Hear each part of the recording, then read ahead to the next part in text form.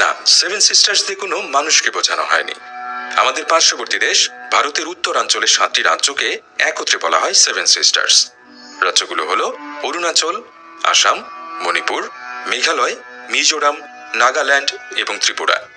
রাজ্যগুলোকে একত্রে seven sisters ডাকা হলেও মূলত প্রতিটি রাজ্যই সংস্কৃতি এবং ভৌগোলিকভাবে স্বতন্ত্র, কিন্তু এদের মধ্যে রয়েছে নিবিড় পারস্পরিক নির্ভরশীলতা।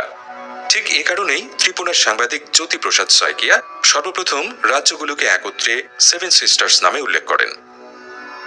এই 7 রাজ্যের মোট আয়তন 2,62,184 বর্গ কিলোমিটার, অর্থাৎ ভারতের প্রায় 4% এলাকা নিয়ে সেভেন সিস্টার্স গঠিত। দক্ষিণ পশ্চিমে বাংলাদেশের সাথে 1596 কিলোমিটার আন্তর্জাতিক সীমানা শেয়ার করে এই রাজ্যগুলো।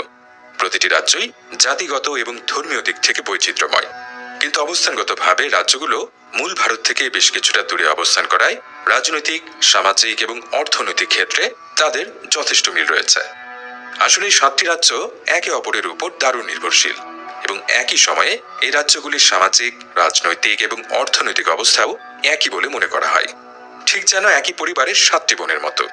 আর সেখান থেকেই এদের নামকরণ করা হয় সেভেন সিস্টার্স।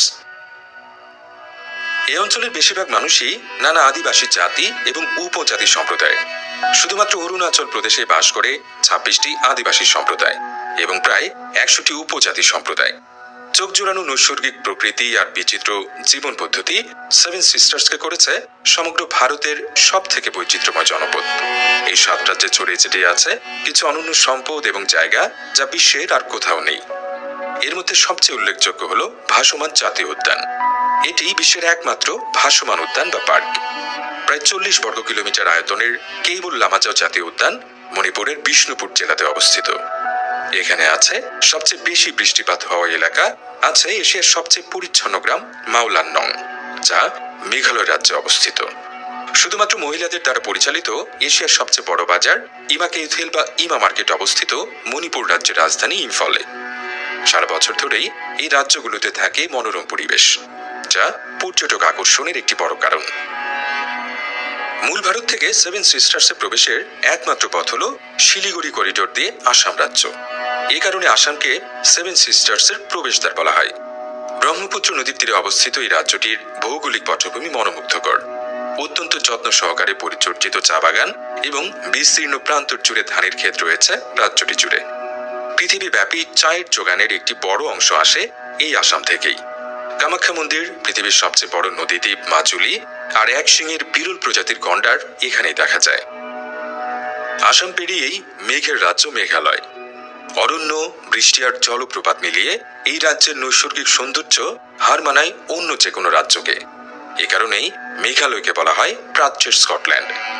গারো, জন্তিয়া, হাজং সহ অনেক ধরনের জনপদের বাস সেই রাজ্যে। এরপরই আছে অরুণাচল প্রদেশ। সূর্যোদয়ে আলোকিত এক পাহাড়ের দেশ অরুণাচল প্রদেশ। এর দক্ষিণে আসাম, পশ্চিমে ভুটান, উত্তর ও উত্তর পূবে চীন এবং পূবে মিয়ানমার। এই প্রদেশের উপর চীন বেশ কয়েকবার আক্রমণ চালিয়েছিল দখলের জন্য। অবশেষে 1986 সালের ডিসেম্বরে একে পূর্ণাঙ্গ অঙ্গরাজ্যের মর্যাদা দেওয়া হয়। প্রাণী বৈচিত্র্যতা এই রাজ্যটি অনন্য। এখানে পাওয়া যায় বাঘ, চিতাবাঘ, তুষার চিতা, হাতি, লাল পান্ডা এবং হরিণ সহ অসংখ্য পশু পাখি। অরুণাচল পেরিয়েই নাগাল্যান্ড, এক অপার বিস্ময়ের রাজ্য এই প্রদেশটি। এদের জীবন ব্যবস্থা, এদের সংস্কৃতি, খাদ্যাভ্যাস সবই অন্য সবার থেকে একদম আলাদা। নাগ দেবতা অর্থাৎ সাপের দেশ হল নাগাল্যান্ড। এখানকার বেশিরভাগ বাড়ি কাঠের তৈরি এবং চারদিকে পাহাড়ে ঘেরা উপত্যকার মধ্যে ছবির মতো ছড়িয়ে ছিটিয়ে রয়েছে এই ছোট্ট বাড়িগুলো। এরপরই রয়েছে মনির দেশ মণিপুর। মণিপুর হলো 9টি পাহাড় দিয়ে বেষ্টিত একটি ডিম্বাকৃতির উপত্যকা। এই রাজ্যের প্রাকৃতিক সৌন্দর্যের কোনো তুলনা হয় না।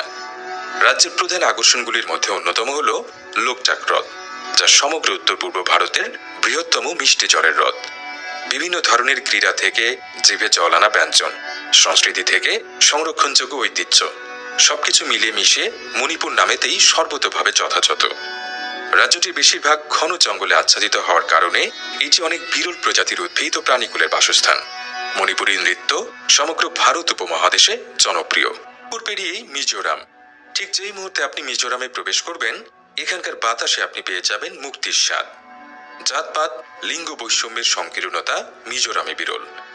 এখানকার মহিলাদের সবসময় আত্মবিশ্বাসে ভরপুর চলাফেরা এবং জীবনযাত্রা দেখলে সহজেই বোঝা যায় যে নিয়মের গণ্ডিতে আটকে বেঁধে রাখা সমাজ ব্যবস্থা এখানে একেবারেই নেই। মন ভুলানো গানের সুর এবং মনোমুগ্ধকর পাহাড়ে ঘেরা এই রাজ্য এক অপার প্রাকৃতিক বিস্ময়। সেভেন সিস্টার্সের শেষ রাজ্যটি হল ত্রিপুরা। ত্রিপুরায় একটা লম্বা সময় ধরে রাজতন্ত্র চলেছে এবং এখনো ত্রিপুরা জনগোষ্ঠীর মাণিক্য রাজবংশের রাজাদের গল্প লোকমুখে প্রচলিত। ত্রিপুরা আদিবাসীদের রয়েছে নিজস্ব অনন্য এবং স্বতন্ত্র সমৃদ্ধ সংস্কৃতি, ঐতিহ্য এবং ইতিহাস।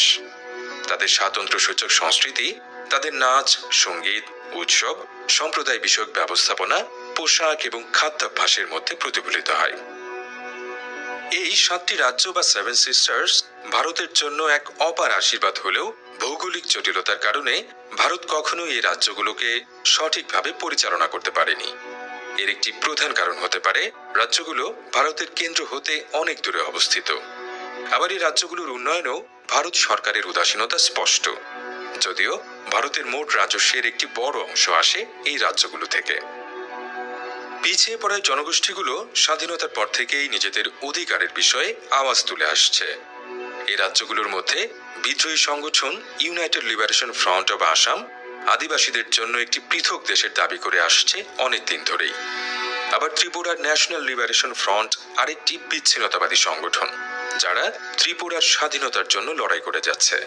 এরকম ভাবে মণিপুর, মিজোরাম, নাগাল্যান্ড আর মেঘালয়েও সময়ে সময়ে দেখা দিয়েছে বিদ্রোহ।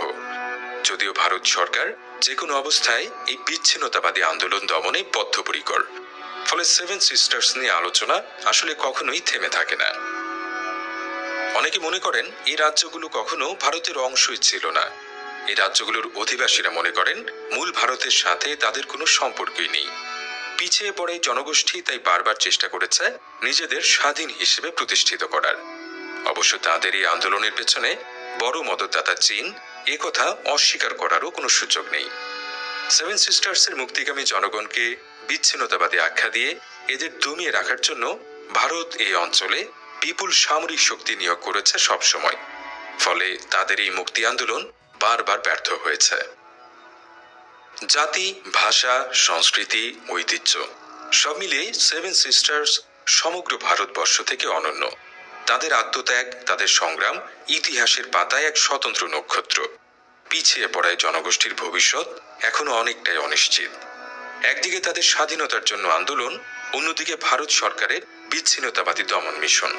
এই দুয়ের চাতাকলে ধীরে ধীরে যেন হারিয়ে যাচ্ছে এই 7টি রাজ্যের সমৃদ্ধ ঐতিহ্য, আর বৃদ্ধি পাচ্ছে এই জনপদের মানুষগুলোর দুর্ভোগ।